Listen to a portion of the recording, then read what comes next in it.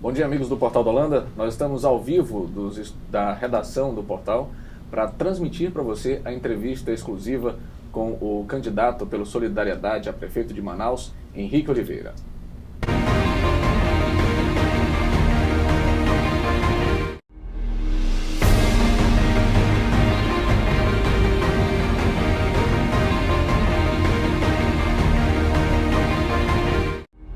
Então, saudamos nesse momento o candidato a prefeito de Manaus, Henrique Oliveira, do Solidariedade. Henrique, seja bem-vindo, bom dia.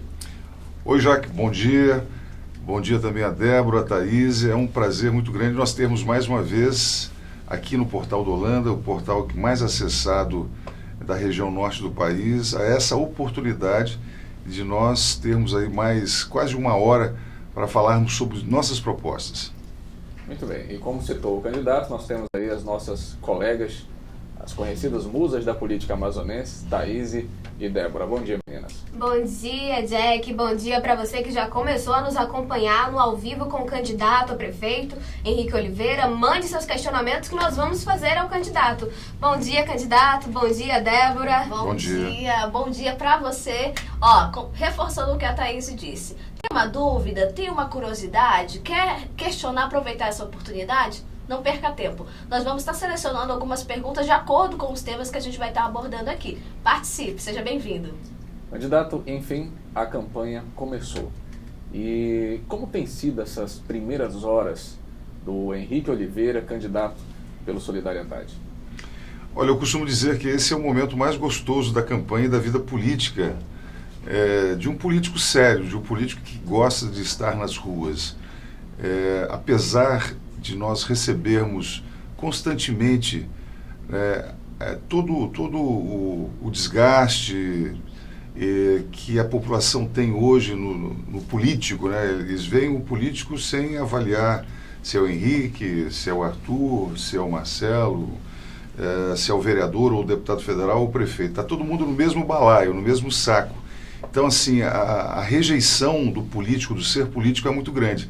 Mas, ao contrário, comigo as pessoas veem, talvez por causa do meu tamanho, assim, o paizão, o amigo que faz muito tempo que você não vê. Esse carinho é muito legal, ele é energizante, ele nos recompõe, nos restitui. E a gente, mesmo sendo uma campanha totalmente diferenciada, uma campanha de 45 dias, uma campanha que você não tem mais os outdoors, os cartazes, os mini-doors na rua, aquele mundo de gente levantando bandeira em todas as esquinas, é uma campanha que está muito morna ainda, muito fria. A gente acredita que a partir do momento da televisão agora, dia 26, as pessoas comecem a pensar realmente em começar a conhecer as propostas e escolher o seu futuro prefeito. Candidata, aí falando sobre prefeitura, nós sabemos que o senhor tem uma longa trajetória política aqui no Amazonas, né? Já foi vereador, atualmente é vice-governador. Então eu gostaria de saber o que o motivou a se candidatar à prefeitura de Manaus. Olha, além de ter essas funções todas políticas que você acabou de dizer, na verdade eu sou cidadão. Eu sou o José Henrique Oliveira, CPF 308-244-434, tal, e pago meus impostos em dia e tenho os meus filhos que moram aqui, são 6 filhos. E tenho os meus amigos, e tenho os meus parentes, e tenho os parentes dos meus amigos. Nós fazemos parte de uma grande família, Manaus é uma grande casa. E assim, além de ser político, eu sou cidadão. E eu não posso me conformar com a cidade da forma que está. A cidade está arrumadinha na Ponta Negra, a cidade está arrumadinha no Adrianópolis, no Veralves, com LED, com postes, com arborização, com meio-fio, com faixa azul. Mas por dentro é um sepulcro caiado. A gente vai vendo que as coisas estão muito pintadas, muito maquiadas, mas que as pessoas que realmente moram nos bairros, nas ruas, na periferia de Manaus, estão uma balbúrdia. As pessoas não têm um transporte coletivo decente. Você acabou de chegar, inclusive, aí atrasada aqui, né, por causa desse atraso. Você vê a mobilidade urbana, a capinação, é um absurdo. Ontem eu fui no Monte das Oliveiras, está totalmente largado. O Igarapé do Sete lá, tomado por mato, tomado por lixo, coleta de lixo não existe. Enfim, é para essas pessoas que precisam do serviço público, que precisam do braço forte, da mão amiga, do olhar sensível, para essas pessoas que a gente quer governar. Não é que a gente vai largar de mão os ricos, né, que são grandes contribuidores em relação ao IPTU e ISS, geração de emprego, geração de renda. Tem, inclusive, um empresário que é meu vice. Mas a gente quer governar para as pessoas que precisam da escola pública, que precisam do transporte público, que precisam da saúde pública. E essas pessoas estão muito magoadas, elas estão muito machucadas. E é para elas que a gente quer governar. Certo, candidato, representante do Partido Solidariedade, eu gostaria de saber como foi feita a escolha do seu vice. Olha, o meu vice é totalmente diferente das outras coligações, né? Eu não escolhi o vice para ter tempo de televisão. O meu vice é presidente de um partido, o PRTB, afiliado a um partido, mas um partido que tem apenas um deputado federal na Câmara dos Deputados e, consequentemente, não me traduz votos, né?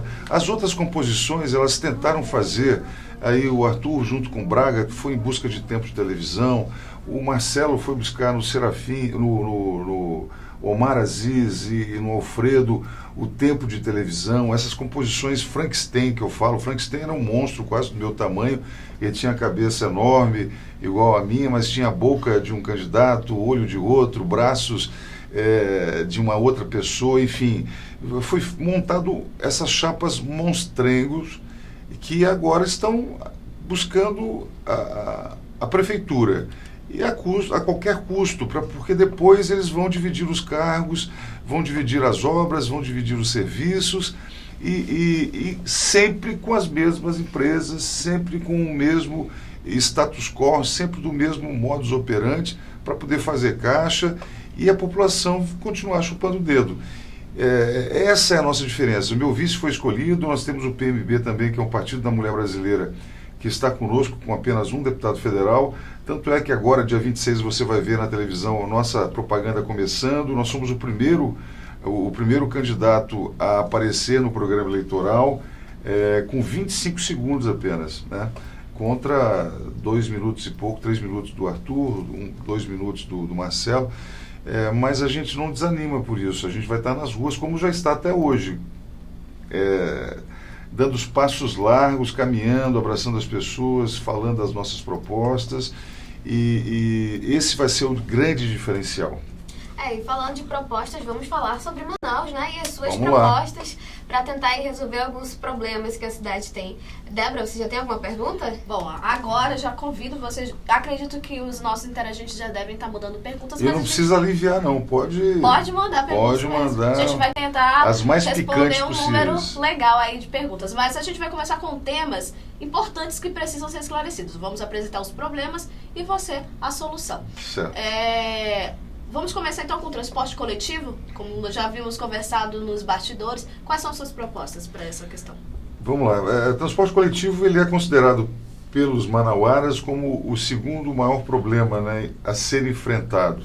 Porque todos os dias, pelo menos 1 milhão de passagens são utilizadas no transporte coletivo. Você imagina 500 mil pessoas utilizando o transporte coletivo todos os dias, ou para chegar na escola, ou para chegar no trabalho. E essas pessoas estão totalmente abandonadas, porque elas têm que acordar pelo menos 1 hora antes. A mulher, principalmente, que já tem que se preparar de forma diferente, vestido, cabelo, batom, cuidar dos filhos, preparar o almoço para o seu filho que vai chegar meio-dia em casa. Aí depois mais 1 hora na parada, depois mais 1 hora dentro do ônibus. Assim, isso é aterrorizante, né, na vida da pessoa. Qual é o nosso desafio? É fazer com que esse ônibus tenha mais velocidade. Primeiro, o GPS já é um projeto que existe, inclusive pelo próprio Sinetran, não foi admitido pela Prefeitura Municipal de Manaus, mas já existe o projeto do GPS. O que é? O GPS, você vai ter um aplicativo na mão que você vai poder acessar esse aplicativo e saber que horas que o seu ônibus vai chegar aonde você está. Se você sair do terminal, vão ter linhas diretas para o centro da cidade. Tem muita gente que que pega o ônibus e que vai direto para o centro da cidade. Vão ter essas linhas diretas e vão ter também as linhas que vão fazendo baldeação, que vão parando as pessoas que querem parar no meio do caminho, ou então que querem pegar o ônibus no meio do caminho, que não seja no terminal. Nós temos também agora um problema seríssimo, que é a idade da frota. A frota, quando era do Amazonino, o Amazonino comprou aí quase 1 milhão de novos ônibus, e naquela época nós tínhamos a melhor frota. O Arthur pegou a Prefeitura Municipal de Manaus em 2013 com a frota mais nova do país. Agora, daqui a 1 ano, nós teremos a frota mais velha do país. Não sei se você sabe como é que você diagnostica você observa qual o ano do ônibus. Você vê ali, naquela numeração toda, tem lá na frente 04, 08, e ali que diz o ano do ônibus. Então, como o ônibus tem 6 anos apenas para poder fazer o serviço de transporte coletivo, nossa frota já está no final, ela precisa ser renovada. Paradas do lado direito, paradas do lado esquerdo, isso tem que acabar. Nós temos que chegar a uma decisão de que lado que as paradas serão. Os proprietários das empresas de ônibus querem que seja do lado direito. Né? Por quê? Porque os ônibus, a grande maioria dos ônibus, tem as portas do lado direito. São apenas 150 ônibus que têm as portas dos biarticulados que são do lado esquerdo. Então, assim, isso tudo vai ser resolvido com uma mão firme, um olhar sereno, sensível e, acima de tudo, sem ligação com empresas. A gente não vai administrar a cidade visando as empresas de ônibus. A gente vai ter que fazer uma administração voltada para quem precisa da mobilidade urbana, para quem precisa da velocidade do ônibus. E aí? Mas como a gente mexe com a mobilidade urbana se nós até hoje não conseguimos ter nem o sinal inteligente, nem a onda verde? Os sinais, você passa por um sinal verde aqui, lá na frente tem um vermelho. Isso é onda verde, isso é inteligência, é sinal inteligente, não foi colocado à disposição da população. Nós vemos em todas as ruas hoje, por que as pessoas escolhem a Torquato, a Constantino, a Djalma? Todos os carros estão trafegando por ali. Por quê? Não existe uma rota de escoamento, uma opção para você sair da Torquato. Por quê? Porque essas ruas estão tomadas por estacionamentos de um lado, do outro e mão dupla. Nós precisamos, a exemplo do que existe no resto do país, fazer as ruas de mão única, de sentido único. Você vai num sentido único. Você não vai correr o risco de entrar numa rua estreita e encontrar um micro-ônibus vindo de lá para cá e você passar 15, 20 minutos totalmente estrangulado. Isso se chama inteligência, é de colocar, inclusive a própria, Débora, o próprio Distrito Industrial, através da lei da informática, tem o projeto P&D, né? P&D para criar alternativas. Eles são obrigados a gastar 5% do que faturam em programas de desenvolvimento de informática. E isso não é colocado. O próprio distrito pode bancar tudo isso sem um custo para a prefeitura. Candidato, o Júlio Severiano ele reforça, questionando o seguinte: se eleito, gostaria de saber se você tomará o controle do sistema público de transporte, porque hoje está sob o comando dos empresários que fazem o que querem com a nossa cidade. E Manaus, ela registra diversas paralisações, seja dos rodoviários, ou até mesmo devido a esses conflitos que existem com os empresários. E desde muito tempo que a gente ouve a mesma coisa. Olha, o grande problema está nessa centralização, nesse controle que os donos do transporte coletivo possuem, e entra a administração, sai a administração, e até hoje, por exemplo, nós não temos a caixa preta do quanto custa o transporte coletivo em Manaus. O candidato que vai quebrar essa caixa preta, que vai tomar o controle, conforme pergunta aqui o Júlio Severiano, será o senhor? Essa é a pergunta, a melhor pergunta que eu posso responder, porque é exatamente através da transparência. Primeiro, transparência. Por que eles não quebram? Nunca ninguém quebrou essa caixa preta. Você acha que o Arthur vai quebrar? Se ele não quebrou em 8 anos como prefeito, foi prefeito lá atrás, há 20 anos atrás, 25 anos atrás, e não quebrou. Não quebrou também agora, durante esses 4 anos.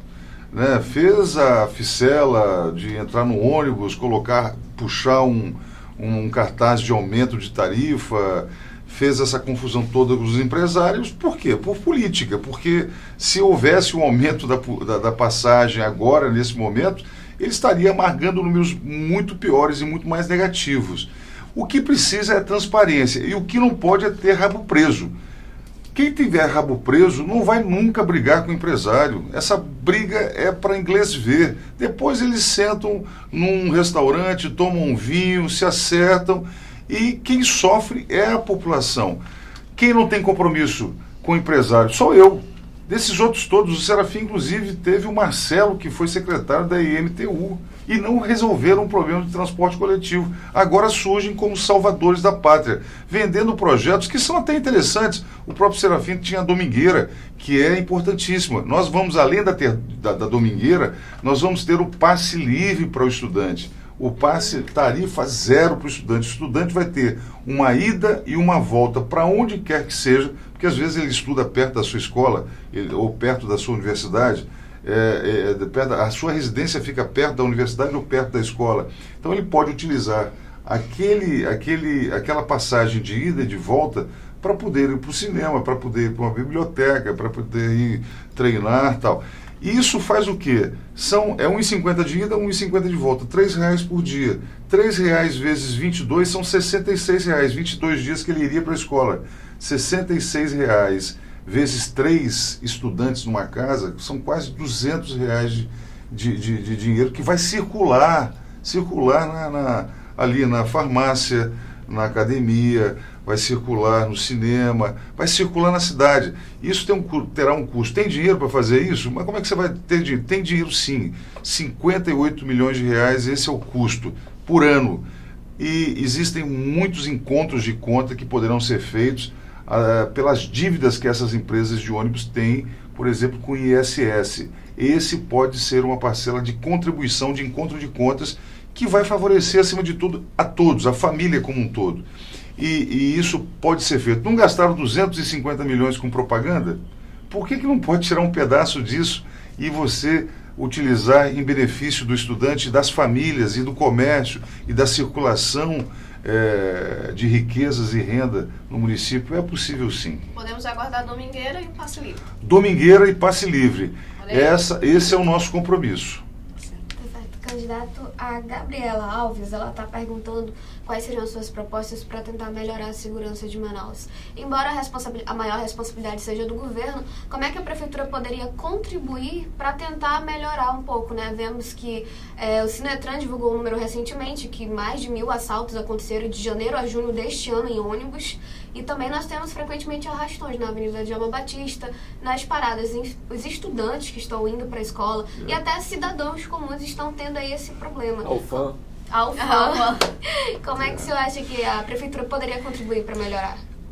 Olha, começando de baixo para cima, o que a gente tem que fazer? A prefeitura tem que gerar renda, gerar riqueza, gerar oportunidades, principalmente para esses jovens, né, que muitas vezes entram na marginalidade por falta total de uma estrutura social que existe, familiar, a oportunidade de estarem na escola, esses jovens e crianças sendo criadas e cuidadas pelas ruas, pelos traficantes, enfim, isso é um problema social que começa lá. A prefeitura pode agir nessa ponta, deve agir nessa ponta e não o fez até hoje. O que pode ser feito na prática, no dia a dia, já no primeiro dia de prefeitura? Você convocar concurso para guardas municipais, inclusive 2.000 guardas municipais, concurso para 2.000 guardas municipais, com armas não letais, né? A gente vai fazer, depois desse armamento não letal, através do phaser, que é aquela máquina que dá o choque e que imobiliza a pessoa, porque a gente sabe que tem muita gente despreparada, né, que não pode ter uma arma, nem um apito na boca, que acha que é autoridade. E precisa ter, sim, guardas municipais guardando escolas, guardando hospitais, maternidades, enfim, ajudando a segurança pública. De que outra forma? Iluminação pública. Iluminação pública é fundamental para a questão da segurança pública. Não basta ter LEDs apenas nas áreas centrais da cidade, na Ponta Negra, no Veralves, no Adrianópolis. Esses dias eu falei no debate sobre isso e o prefeito veio com pedras na mão dizendo que não. Nós colocamos na periferia também. Não colocou história, não colocou nada. Na periferia, coloquei 16 postes de LED no Jorge Teixeira. Isso é brincadeira, 16 postes de LED para iluminar um bairro como Jorge Teixeira. Então não é para inglês ver, é para a população sentir segurança através da iluminação pública. Asfaltamento das ruas, das principais ruas dos bairros de Manaus, para que as viaturas consigam perseguir o meliante, ou então atender um chamado de um morador que ligou para o 190. É importantíssimo, você está contribuindo com a segurança. É dessa forma que a gente vai contribuir para que o governo do Estado tenha a possibilidade de ter a mão mais abrangente para cuidar da segurança pública.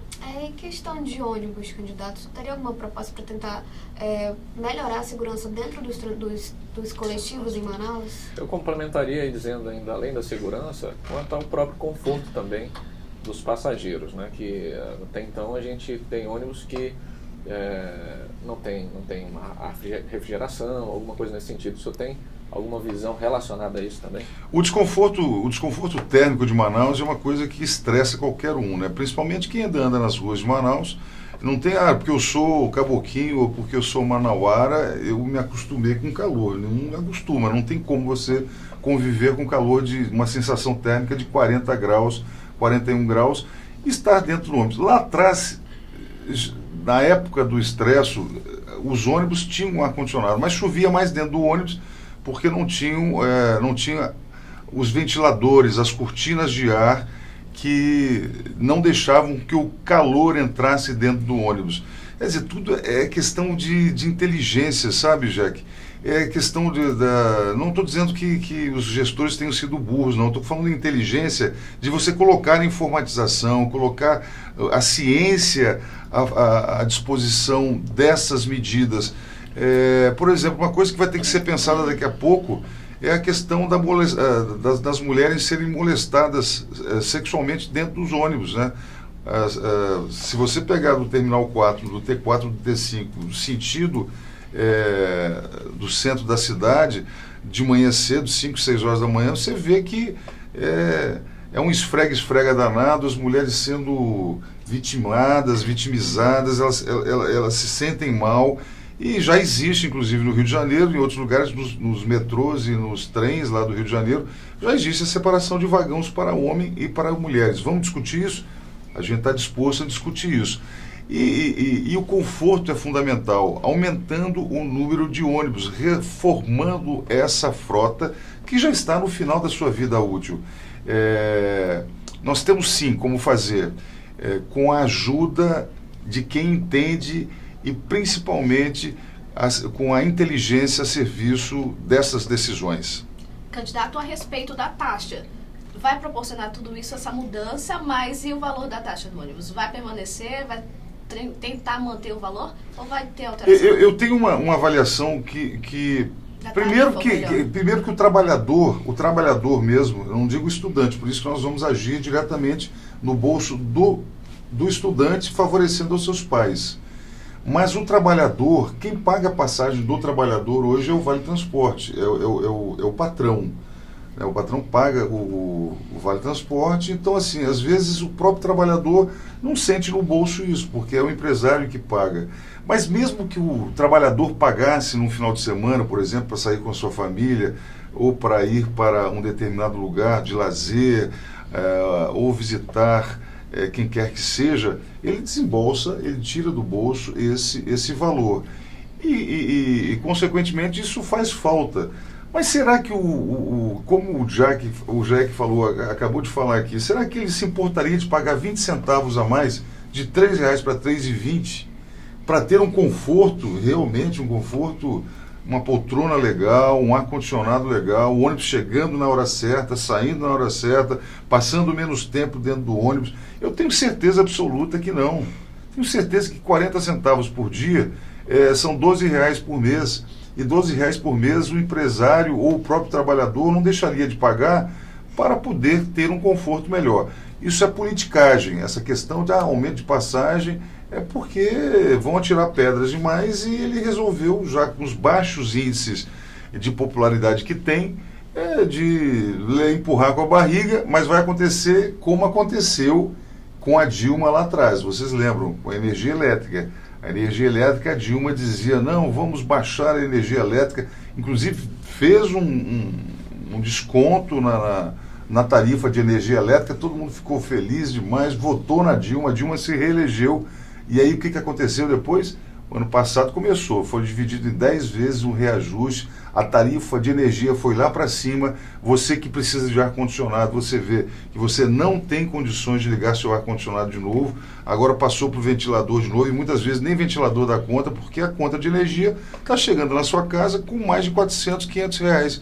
E para quem ganha R$ 1.000 por mês, um salário mínimo, não dá conta nunca através das suas necessidades do dia a dia. Candidato, o Jackson Matos está perguntando, ele citou sobre os aplicativos, né, para saber o horário de ônibus, e aí ele veio com o seguinte questionamento. O senhor tem alguma proposta sobre internet em locais públicos ou até mesmo nos coletivos, para quem não tem acesso 3G poder usar esse aplicativo? E eu já acrescento também, o senhor teria alguma proposta para tentar melhorar a internet aqui em Manaus, porque nós sabemos que ela é uma das piores do país, né? E a prefeitura poderia aí tentar melhorar, fornecer internet gratuita em locais públicos?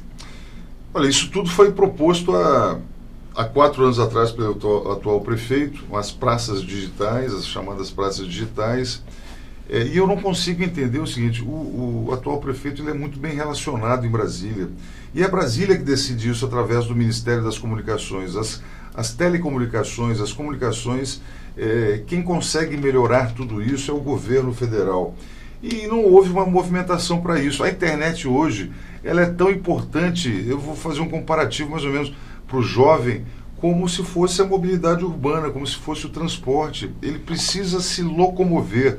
Se ele não consegue se locomover através do ônibus para chegar lá na Ponta Negra, na casa de uma amiga, para poder estudar, eles estão se comunicando ali através do WhatsApp, através do Facebook, do Instagram, né? Acessando o Google, acessando o YouTube. É uma biblioteca ambulante e que não adianta nada se você não tiver o sinal, se você não tiver a internet. Então é óbvio que com o meu relacionamento como deputado federal, que já fui secretário da Assembleia Nacional Constituinte, eu tenho um relacionamento muito bom com todos os ministros hoje, e a gente estará também em Brasília juntando esforços para que definitivamente essa ideia que é excelente das praças digitais, dos ônibus com a internet, sejam colocadas em prática. Mas para isso precisa ter o canal de internet, precisa ter a fonte dessa comunicação que só Brasília consegue. Certo, a gente já falou dentro do assunto transporte coletivo, já falamos sobre internet, paviamento, agora a gente vai falar sobre educação. Quais são as suas propostas? Na verdade, eu vou aproveitar para fazer uma pergunta aqui do nosso interagente, ele faz essa seguinte pergunta. Henrique, você pretende construir as novas creches? Essa é a pergunta de Andréia Silva. Olha, nós lá atrás, nós tínhamos já a proposta da construção de 100 creches. Existiam 100 creches já autorizadas pelo governo federal, conquistadas pelo prefeito Amazonino Mendes, lá atrás, 100 creches. Já existiam 33 licitadas, e quando o atual prefeito entrou, ele cancelou todos os empenhos, cancelou. Olha, eu não quero as creches aqui. Isso é até uma pergunta boa da próxima vez que vocês o encontrarem. Cancelou as 36 creches, dizendo que não tinha o dinheiro para custear essas creches. Quer dizer, isso é um desânimo, né? Uma pessoa com um nível de entendimento, que eu me orgulho do Arthur, me orgulho da função dele de senador, e queria até dizer o seguinte, o Arthur, independente do resultado que tiver, que eu não acredito que ele ganhe a eleição, ele vai ser nosso senador, o senador do Henrique Oliveira, se assim aceitar, o senador do nosso grupo, daqui em 2018, porque tem o valor dele, é respeitável em Brasília, tem a sua mobilização, mas eu não consigo entender como é que ele desanimou dizendo que não tinha dinheiro para custear essas creches. Porque só tinha uma do Serafim, depois o Amazonino fez mais uma, e ele se vangloria dizendo que fez aí mais 9. É muito pouco. As famílias precisam, as mulheres precisam, elas são economicamente ativas hoje, elas estão levando o pão de cada dia para dentro das suas casas. Mulheres separadas, mulheres viúvas, mulheres que não casaram ainda, inclusive são pilares de uma família toda, mas não têm condições de deixarem as suas filhas. E se deixarem suas filhas, ou tem que pagar uma secretária para cuidar, uma babá, e vai pagar R$800 por mês, R$600 por mês, ou então pedir para a vizinha ficar com essas crianças. E eu já vi muito na periferia crianças de 5 anos cuidando de criancinhas aí recém-nascidas. Isso machuca o coração. A gente sabe que o futuro de uma criança dessa está sendo ameaçado. Então nós vamos construir creches, sim, nós vamos estar construindo, nós vamos buscar essas 100 creches que foram jogadas ao vento, jogadas ao léu, lá vamos fazer parcerias com o próprio Distrito Industrial. Existem muitas áreas dentro do Distrito Industrial que podem e são obrigadas, inclusive, mas se utilizam de uma determinada verba para poder pagar o auxílio creche para os funcionários, mas a gente prefere que essas indústrias construam as suas creches. Enfim, vamos combater de frente esse grave problema. Certo. A respeito dos professores, vai proporcionar ainda especializações, questão também do salário? Não tenha dúvida que a gente só pode melhorar a educação, e principalmente a educação que a gente está pensando no alicerce, né? Recomeçar.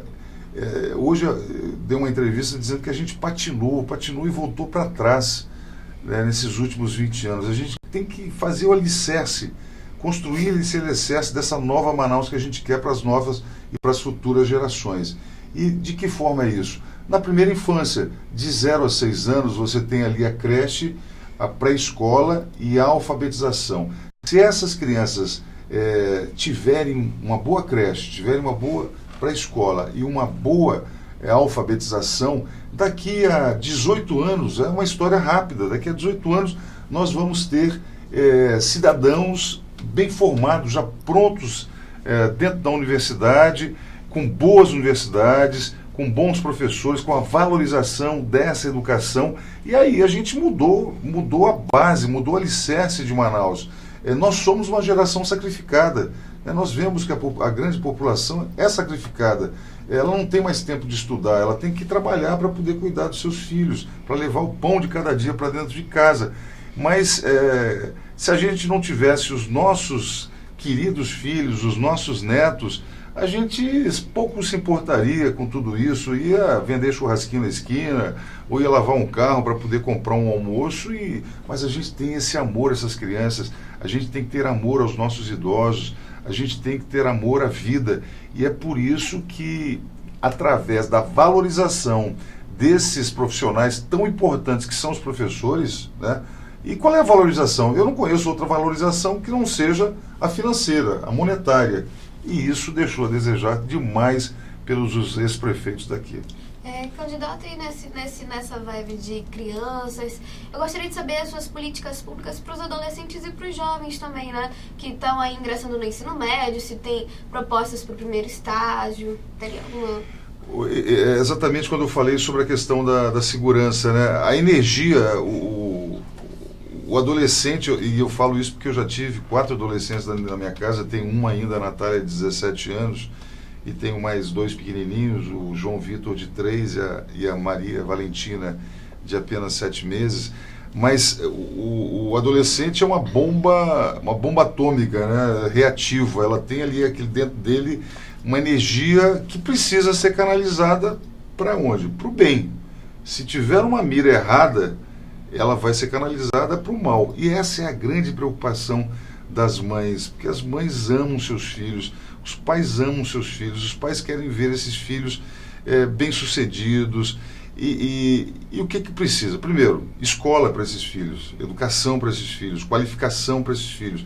Não adianta você pensar em ter um futuro grandioso para uma criança se você não disser, olha, tem que estudar.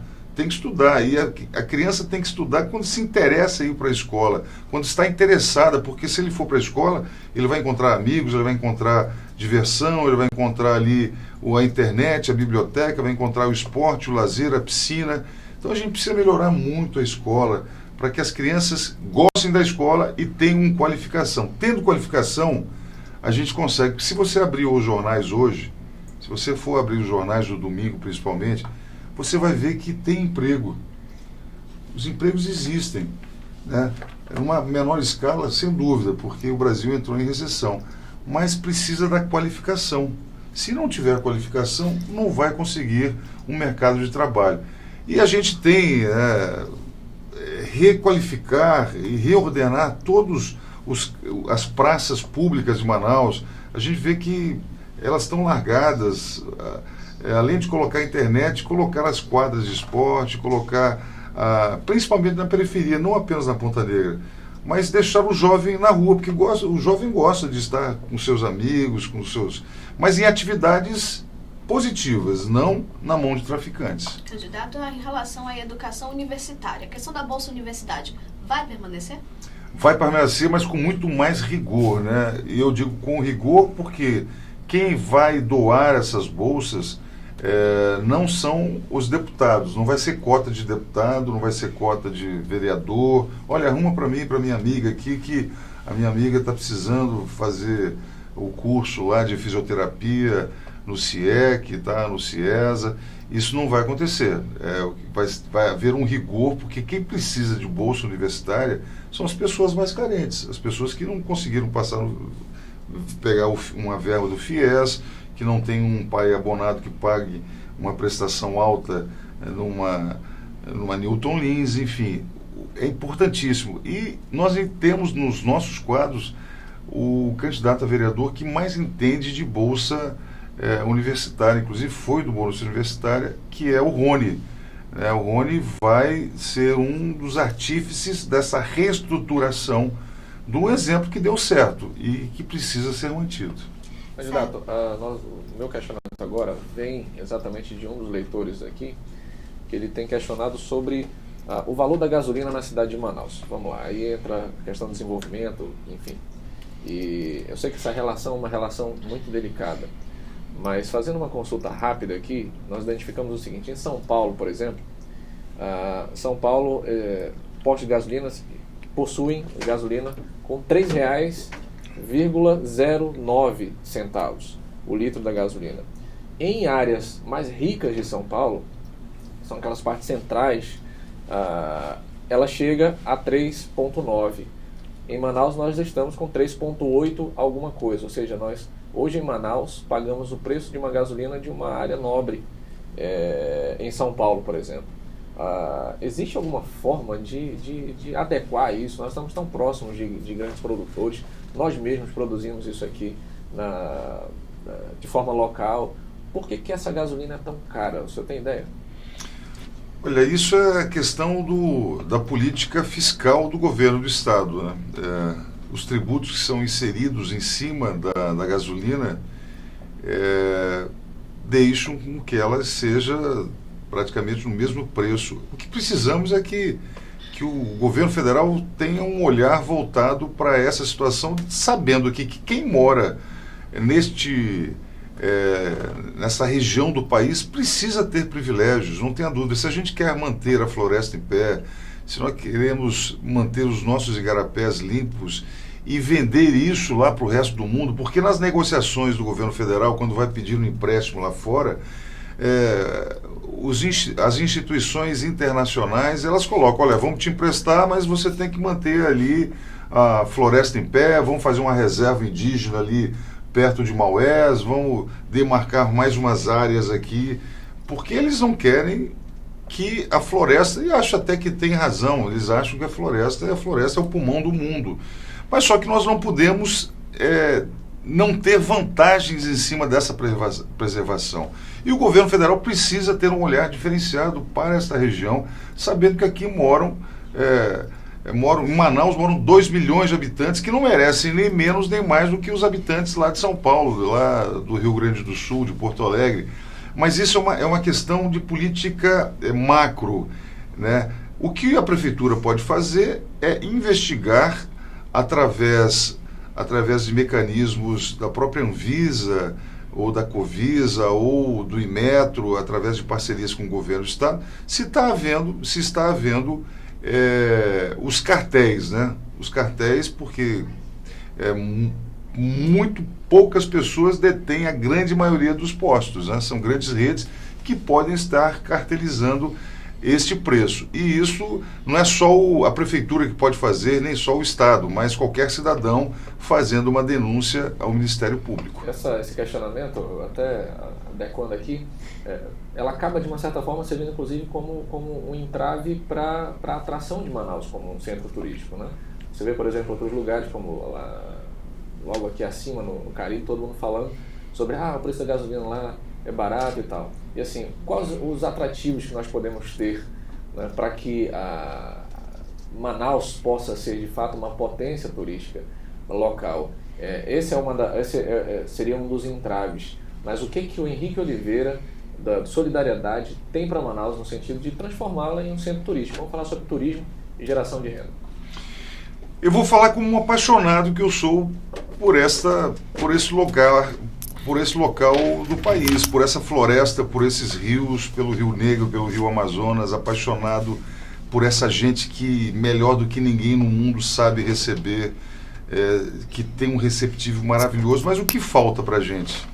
O que falta são atrações. Hoje o turista chega, ele pega no aeroporto, passam ali pela Avenida do Turismo, que é uma avenida bonita, arborizada, bem asfaltada, levam ele para o Hotel Tropical, ele fica no Hotel Tropical, na frente do Rio Negro, depois vão fazer um passeio. Qual é o único passeio que tem? Ele vai para o centro da cidade, conhece o Teatro Amazonas, ou vai ali no Adolfo Lisboa, já começa a ficar feia a situação, porque já tem um mercadão, já tem a Feira da Banana, e a sujeira, enfim.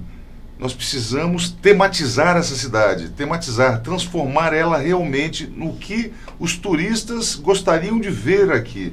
E o que o turista quer ver aqui? As pessoas podem até achar graça, né? Eles querem ver a onça, sim, eles querem ver o tucano, eles querem ver o jacaré, eles querem ver a selva, eles querem ver esse espírito selvagem que existe. Nós precisamos, quem sabe aí, Jaque, pegar esses postes todos horrorosos que foram colocados na cidade e customizar isso tudo como se fossem troncos de árvore. Você pegar um orelhão e fazer como se fosse uma cuia de cupuaçu. Então, assim, nós vamos ter, sim, uma abertura enorme para ideias, para transformarmos essa cidade. Por que nós não voltamos a ter os nossos ensaios do Boi-Bumbá no Sambódromo, como era antigamente, para que os turistas venham aqui e consigam conhecer o Boi-Bumbá? Então, tudo isso é vontade, é sangue novo, existe uma efervescência muito grande dentro da nossa chapa, dos nossos companheiros, para que isso seja colocado em prática o mais rápido possível, porque a cidade merece, você merece muito mais do que você tem, e a gente está pronto para esse desafio. Falando uma vez para os colegas, nós temos mais 7 minutos. 7 minutos? Então, vamos falar um pouquinho sobre abastecimento de água. Nós temos aí a maior reserva, né, hidrográfica de água doce. Infelizmente, nós sofremos com o problema de falta d'água aqui em Manaus. E a Elaine Lima, ela faz esse questionamento. Ela quer saber sobre quais seriam as suas propostas para tentar melhorar esse problema. Vive faltando água, as contas chegando, é uma falta de respeito para a população, ela coloca. É falta de respeito, Elaine, e acima de tudo, falta de sensibilidade. Porque só sabe o que é ficar sem água quando você passa um dia sem água. Só se sabe a dor de não ter a luz, como eu ontem passei ali na minha casa, aqui no Adrianópolis, aqui, fiquei a noite inteira sem água depois daquele temporal que teve. sem luz e, consequentemente, sem água, porque a luz faz com que a bomba, a água do poço seja... Então, assim, essas pessoas não têm esse sentimento, sabe por quê? Porque elas moram em condomínio fechado.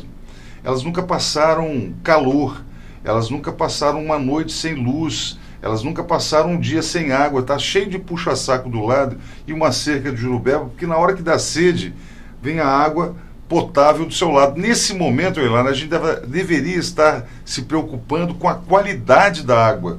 Se é afloretada, se tem os sais minerais, se está potável, se não está. A gente está preocupado com a quantidade da água que chega. Se é um dia sim, outro não, se vai chegar na segunda e vai voltar só na sexta, enfim. E o que precisa para isso? Pulso. E o pulso dessas pessoas que comandam a água, as concessões públicas do Amazonas, estão todas atreladas a esse esquema que eu te falo. Eles sentam-se num restaurante, combinam o que vão fazer, fazem um teatro. Olha, eu vou na televisão e vou botar um jaleco aqui, vou lá na captação das águas, vou visitar, tirar umas fotos, botar no jornal, vai ficar tudo bonito, mas a gente vai se ajeitar aqui por detrás, tá? Pode deixar que vocês não vão perder a concessão. É óbvio que a gente não tem como juridicamente acabar no primeiro dia de governo rompendo um contrato com a Manaus Ambiental, mas a gente pode sim dar o start para isso. Se não tiver água na torneira das pessoas, se o esgoto não começar a ser tratado como é uma das partes desse contrato que foi assinado, milionário esse contrato, e isso vai ser rompido. Tem que ser rompido, tem que ter coragem para fazer isso. Juridicamente, sem ser decisão de cima para baixo, nem coisa parecida. Mas a água é vida, a água precisa estar na vida das pessoas. E só quem não teve um dia de água em sua casa que sabe a dor disso tudo. Jack, ainda temos tempo? Temos 4 minutos. 4 minutos. Posso falar? Eu vou fazer a última pergunta. Vamos lá. A respeito da saúde pública. Eu gostaria de saber se nós podemos aguardar, nós como moradores aqui da cidade de Manaus, podemos aguardar um sistema eficiente a respeito da marcação de exames, consultas? Precisa e pode ser feito. O sistema básico de saúde, que a prefeitura é responsável, o município é responsável pelo atendimento básico de saúde. Enfim, o médico precisa ir lá na casa da pessoa, e nós vamos ter esse projeto, que é o Melhor em Casa, projeto Melhor em Casa, que é mais ou menos, não é inventando nada, não é inventando a roda, é a saúde da casinha de família, as UBSs F. Os médicos precisam ir lá na casa da Dona Maria, do seu Sebastião, ver se medir a pressão dele, medir a glicose, saber se o filho foi vacinado, se está tudo bem. Porque se tiver tudo bem, aquele seu Sebastião e a Dona Maria e o seu bebê, eles não vão ter o risco de ter um infarto, de ter um pico hipertensivo, de ter uma crise de diabetes e, consequentemente, não vão lotar um outro segmento que está preparado para isso, né? Os prontos-socorros e o SECOM, enfim, precisa ter a saúde preventiva. A saúde preventiva é importantíssima. E, nos últimos anos, Manaus amarga números muito baixos de saúde preventiva. A saúde básica chega a atingir apenas 30% da população. E esses números, no final do nosso governo, eu tenho certeza que serão modificados com essa valorização do médico, a valorização do enfermeiro, a valorização do agente comunitário de saúde, do auxiliar de enfermagem, tendo remédios, centrais de remédios. Você não precisa... Hoje só existem 3 centrais de remédio. Você precisa se deslocar para um bairro distante para poder ter o seu remédio. Isso aí, às vezes, nem dinheiro para você poder se deslocar para esse bairro você tem. Então você termina tendo o pico hipertensivo lá e termina indo para um pronto-socorro. O prefeito é responsável por vidas. O prefeito pode ser decisivo entre manter uma pessoa viva e condená-la à morte. Candidato, nós estamos nos encaminhando para os minutos finais da entrevista e nós deixamos aqui esse espaço para as suas considerações finais. Olha, eu quero agradecer, quero falar do nosso número agora, que é super importante, né? Não adianta você ter gostado do nosso papo, gostado das nossas propostas e não saber que no dia 2 de outubro se você quiser votar no Henrique e no Alessandro Bronze, o nosso vice, você vai apertar no 77. 7 dias da semana, 7 notas musicais, 7 vidas que o gato tem. É um número fantástico, fácil de decorar. Eu só posso lhe dizer o seguinte, que se você estiver satisfeito com o atual prefeito, a atual administração, na segurança, na saúde, na educação, no transporte coletivo, você tem todas as razões do mundo para votar nele novamente. Mas se não, se você não está satisfeito, se você quer ser movida pelo inconformismo, se você sabe que você merece muito mais, veja nossas propostas, avalie com carinho as nossas propostas e saiba que por detrás dessas propostas que estão sendo feitas, existe um homem de ficha limpa que não está envolvido como as outras chapas com Lava Jato, com Petrolão, com Mensalão, e que nós temos muita energia e muito amor, acima de tudo, para dedicar a essa querida cidade que me acolheu há 25 anos. Muito obrigado. Obrigado, Thaís. Obrigado, minha querida Débora. Obrigado, Jaque. E um abraço querido ao Holanda, que hoje não está aqui, mas que em breve nós estaremos juntos aí. Muito bem. Nós ouvimos então as propostas, as respostas do candidato do Solidariedade, Henrique Oliveira. Obrigado, meninas, pelas intervenções. Parabéns mais uma vez. Que é isso, Jack. É sempre bom participar dessas conversas e poder contribuir para a opinião pública. E como sempre, eu já convido você que esteve nos acompanhando a continuar aí conectado no portaldolanda.com.br. Obrigada pela sua participação, pela sua companhia e até a próxima. Tchau, tchau. No demais, permaneça no Portal da Holanda. Amanhã nós seguimos com a nossa série de entrevistas. Devemos ter aqui a presença do candidato a prefeito Zé Ricardo, do PT. Fique ligado, um grande abraço, mais uma vez, muito obrigado.